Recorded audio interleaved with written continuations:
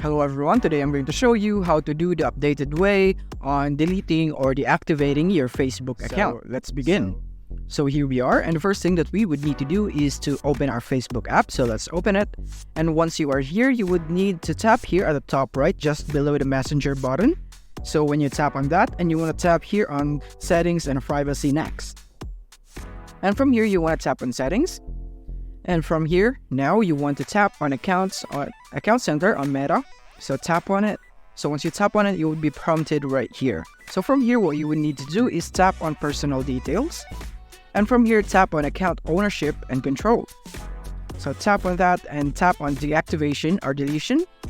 And from here, you would need to choose the account that you want to deactivate or delete. So in our case, for this video, it's Facebook. So tap on it. And from here, you want to tap whether you want to delete or deactivate, so it depends on what you want. But for this example, we would be going for deactivate account. So tap on continue once you selected that.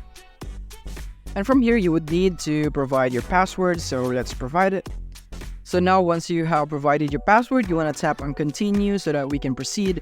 And from here, you would be prompted in the reason on why you are deactivating or deleting your Facebook account. So you can just choose any reason, it doesn't really matter. So I'll just go for this one and tap on continue so that we can proceed. And from here, you would need to tap here on the continue button. And this is, if you want to read this, it's just about when you are deactivating your account, this is what would happen. And tap on continue right here. And from here, this is the final button right here. Once you tap this, your account will be automatically deactivated.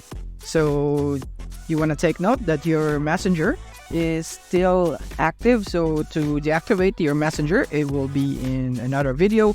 So stay tuned for that. This is just for the Facebook account. So now let's tap on deactivate my account right here so that we can deactivate the Facebook account.